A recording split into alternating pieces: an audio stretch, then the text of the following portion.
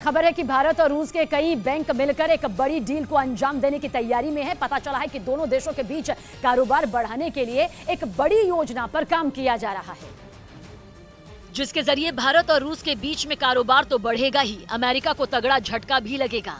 क्योंकि खबर है कि भारत और रूस के बैंकों की ये डील अमेरिका के प्रतिबंधों की तोड़ साबित होगी। अमेरिका और यूरोपियन यूनियन ने यूक्रेन की जंग के बाद से ही रूस पर कड़े प्रतिबंध लगाए। प्रतिबंधों के साथ रूस के बैंकों को भी बैंकिंग सिस्टम से बाहर करने का फैसला किया गया था। इसका असर ये है कि रूस के लिए डॉलर में कारोबार करना बेहद मुश्किल है। अब खबर है कि भारत और रूस मिलकर कारोबार का कुछ नया फॉर्मूला निकालने की कोशिश में हैं।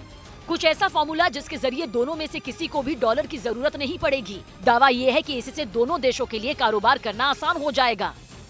और बड़ी बात यह है कि अंतर्राष्ट्रीय व्यापार का एक नया फॉर्मूला भी तैयार हो जाएगा। भारत और रूस के बीच दशकों से कारोबार होता रहा है और यूक्रेन जंग के बाद से तो दोनों देशों में कारोबार ने नए रिकॉर्ड बनाए हैं। अमेरिका और यूरोप की नाराजगी के बावजूद भारत ने रूस के साथ कारोबार बंद नहीं किया। अकेले जून में भारत ने 423 करोड़ डॉलर यानी करीब 33,000 करोड़ रुपए का लेन देन रूस के साथ किया था। पिछले साल के जून के महीने में हुए कारोबार से यह आंकड़ा 7 गुना ज्यादा है। मतलब दोनों देशों के बीच कारोबार 7 गुना बढ़ गया। इसमें अकेले कच्चे तेल का इंपोर्ट 302 करोड़ डॉलर यानी करीब 24,000 करोड़ का रहा। यह अकेले जून के महीने में रूस से आए कच्चे तेल का आंकड़ा है, जो कुल इंपोर्ट का 71% है।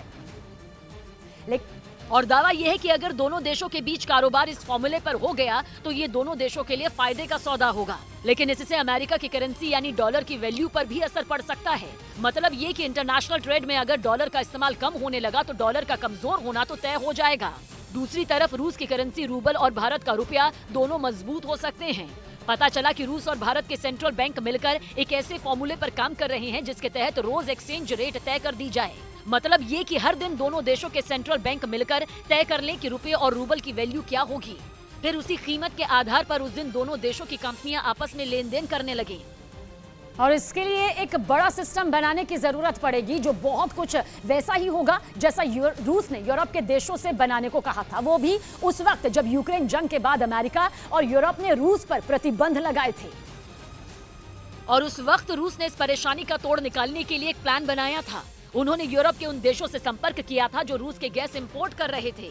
उन्हें कहा गया था कि गैस चाहिए तो रूस के बैंकों में खाता खुलवाएं। उन सभी देशों से रूबल में पेमेंट करने को कहा गया था। अब कुछ ऐसा ही सिस्टम भारत में तैयार हो सकता है। दावा है कि रूस के कई बैंक भारत के बैंकों में अपना खाता खुलवाने की कोशिश में लगे हैं। भारत के बैंकों की एसोसिएशन उन बैंकों की मदद भी कर रही है ताकि जरूरी कागजी कार्रवाई कम वक्त में पूरी की जा सके।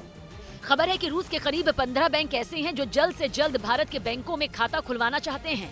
इससे भारत के लिए रूबल में पेमेंट करना और रूस की कंपनियों के लिए रुपए में पेमेंट करना आसान हो जाएगा। दावा यह है कि यह योजना बहुत जल्द हकीकत बनने वाली है।